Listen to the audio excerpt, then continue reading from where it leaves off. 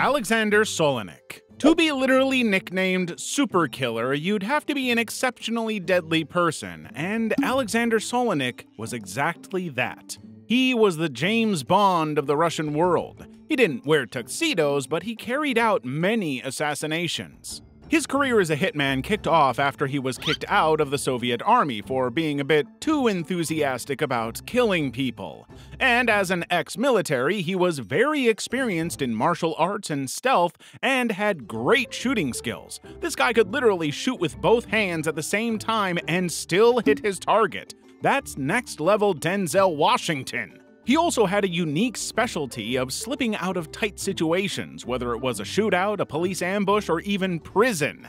Yep, that's right, he escaped prison too, after he was sent to jail for allegedly harassing his ex-girlfriend sexually. Well, all his talents couldn't go to waste, so he was hired by the Russian mob boss as their go-to hitman. He was the one you'd call if you wanted any pesky rival to, well, disappear. The scariest part is that he always delivered on the job. It didn't matter if 100 bodyguards surrounded the target. Solenik would slip in, take you out, and slip out as easily as you would take out your trash. Eventually, his years of killing high-profile people made him a target too. Turns out when you become the go-to guy for taking out the top dogs, the smaller dogs wouldn't be so fond of you. With a target on his back, Solenik flees to Greece, where he tried to lay low, but in 1977, he was found strangled to death in his luxury villa. You'd think someone with such a bloodthirsty resume would be untouchable, but even the most ruthless killers have their day. Although who actually took out the famous super killer still remains a mystery. It didn't bother anybody too much because it was just simple street justice with a sprinkle of karma served. Giuseppe Greco. If you lived in Sicily in the 1980s and were unfortunate enough to be an enemy of the Sicilian mafia, specifically the Corleonesi family, it's certain you'd be taken out by Giuseppe Greco, Sicily's most notorious hitman with a kill count of 300 people. Giuseppe Greco, also known as Pino Greco or Scarpuzzetta, which means little shoe, was born into a mafia family in Palermo, Sicily. So he was practically destined to become a criminal from day one. He climbed the ranks quickly thanks to his sharp aim and very enthusiastic work ethic when it came to killing. This guy wasn't just your average enforcer, he was like the Grim Reaper of Sicily, running around in his shiny shoes and leaving a trail of bodies in his wake. He had a reputation for being a bit of a perfectionist, so once he set his sights on a target, you could bet your last cannoli that he would get the job done. Now, during the Second Mafia War of the early 1980s, the Corleonesi family wanted to wipe out their rivals within the Sicilian Mafia completely. And who was the perfect killing machine to call when you plan to wipe out all your rivals? Well, Greco, of course. He performed excellently, but by 1985, Greco's high-profile killing sprees started to draw too much heat, which made his boss, Salvatore Riina, begin to get a little paranoid. So, in classic mafia fashion, Greco was invited to a friendly meeting and then promptly shot dead. Not exactly the retirement party he'd hoped for, but hey, live by the gun, die by the gun. Thomas Peta.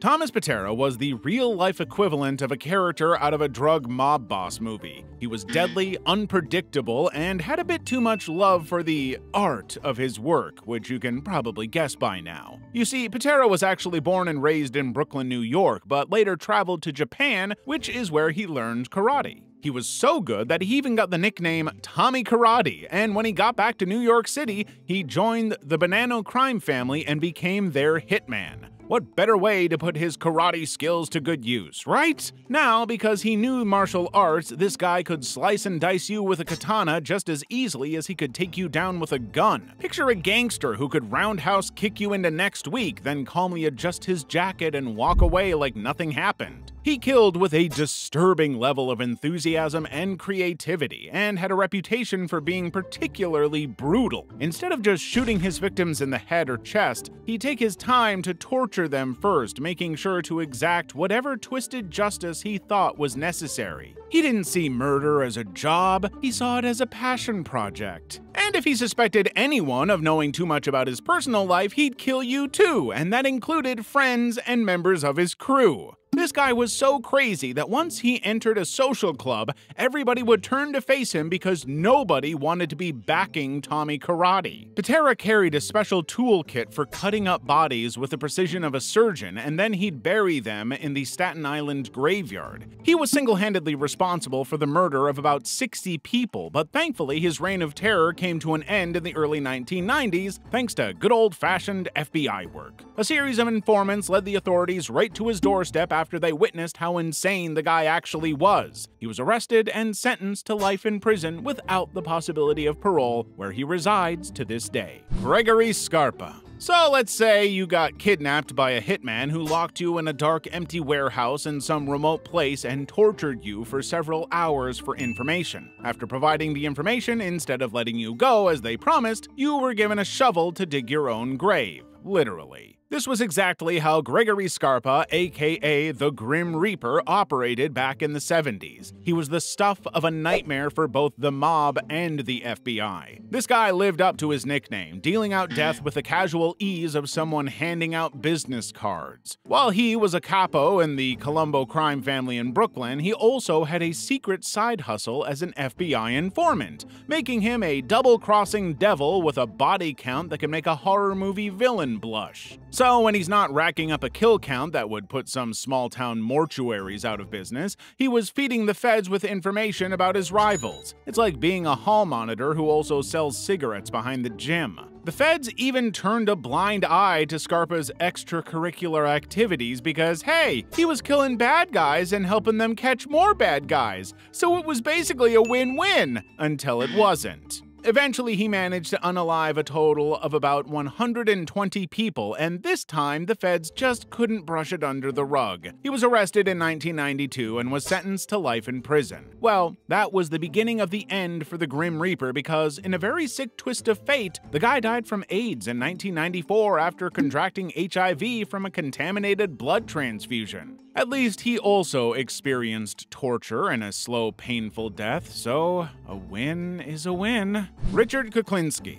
Richard KLinsky was known as the Iceman, a nickname that came from his chilling ability to freeze the bodies of his victims to throw off investigators about the time of death. But the real reason behind his name was probably because he had a heart as cold as ice and an insatiable appetite for murder. KLinsky was born in New Jersey and grew up in an abusive household that taught him early on that life was brutal and cruel. With this mindset, he committed his first murder as a teenager by beating a bully to death with a wooden pole. Talk about finding your calling early. Most kids that age are still trying to figure out algebra. By the time he was an adult, he had turned murder into a full-time job and became a freelance hitman for various mob families in New Jersey and New York. So if you cross the mob or owe them money, you'd want to pray to whatever deity you believed in that the Iceman wasn't the one sent to settle the score. He was a versatile and creative killer who would use anything within his means to unalive his victims. He punched, pistol-whipped, strangled, and even stomped on some of the victims to death while they slept. But his favorite method of killing is with cyanide because it is quick, efficient, and leaves little evidence. He often carried it around in a little spray bottle, casually spraying his victims as if he were freshening up their cologne. He didn't just stop at contract kills. He turned murder into a twisted science experiment,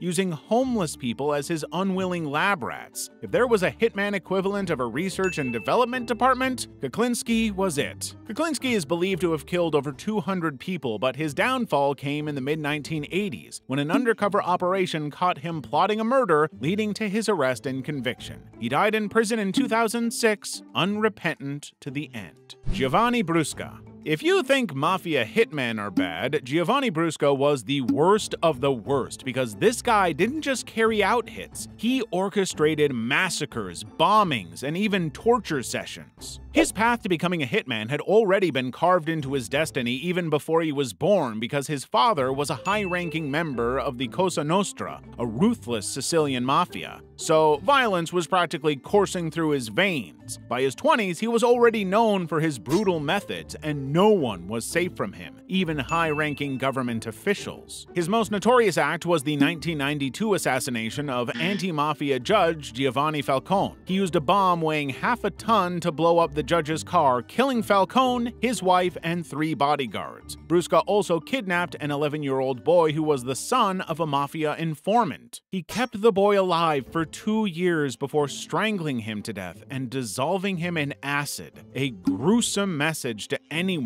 thinking of turning into a rat. Brusa is believed to have killed or ordered the deaths of over 150 people before he was finally nabbed by the Italian police in 1996 and sentenced to life in prison. Faced with a life behind bars, Brusa did the unthinkable. He turned informant, aka a rat, spilling the mafia's secrets to save his own skin, which is such a hypocritical and ironic thing to do because this guy spent his whole life looking for creative ways to kill rats. Well, his cooperation actually helped bring down several mafia bosses, proving that there was truly no honor among thieves. His sentence was reduced, and in 2021, Giovanni walked out of prison a free man, to the joy of absolutely no one. Roy DeMeo. If, in the unfortunate event, you are on Roy DeMeo's list, chances are you'd get a one-way ticket to the Gemini Lounge, and trust me, it wasn't for the drink specials. At this place, you'd be shot in the head and then stabbed in the heart to reduce blood flow before your body would be drained of any remaining blood in the bathtub. Finally, your dead body would be cut into pieces and parked in bags for disposal. This was Roy DeMeo's step-by-step process to killing his victims. His attention to gory detail caught the eye of the Gambino crime family. They were so impressed that they made him their go-to guy for making problems and people disappear. It was like having a deadly Houdini on speed dial. Together with his crew of merry murderers, DeMeo sent 200 souls to the great beyond. His victims ranged from enemies and rivals to even members of the Gambino organization that posed a threat to their operations. But as they say, live by the sword, die by the,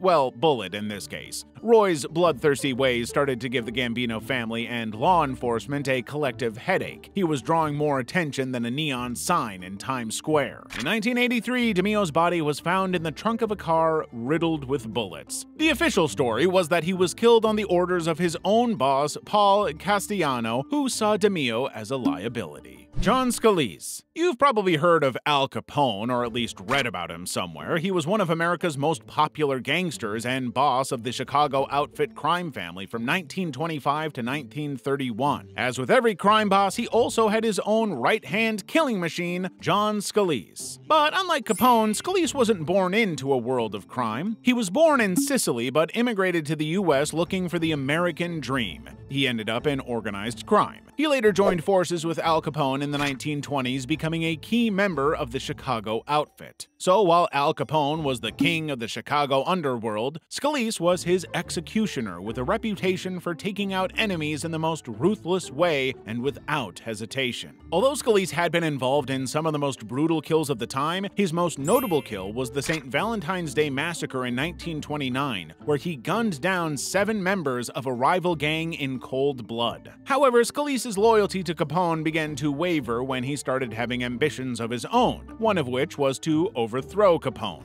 But being a crime boss, he caught wind of Scalise's plot and things took a turn. Capone, not exactly known for his forgiving nature, decided to nip this mutiny in the bud. So, in 1929, Scalise, along with fellow hitmen Albert Anselmi and Joseph Quinta, were invited to a feast supposedly in their honor. During the meal, Capone went full Gordon Ramsay on them, if Gordon Ramsay used a baseball bat instead of insults. They were beaten to death, ensuring they wouldn't be around to challenge his authority. While the exact number of people Scalise killed is unknown, it's believed he was responsible for dozens of murders, either directly or by orchestrating them. Join our Discord server today to get updates on all the exciting information you need. Harry Strauss. Hitmen who lived in the early 20th century had guts larger than 2 African elephants put together. As if killing targets in broad daylight wasn't enough, Harry Strauss joined an organized crime group that was literally called Murder Incorporated. Talk about truth in advertising. He joined the group in the 1930s and quickly rose to the top as one of the most brutal and unpredictable killers in the mob. This earned him the nickname Pittsburgh Phil, not because he was from Pittsburgh, but because the mob bosses thought it sounded intimidating and he practically lived up to it. When it came to killing people, Strauss was like a loose cannon with a penchant for violence.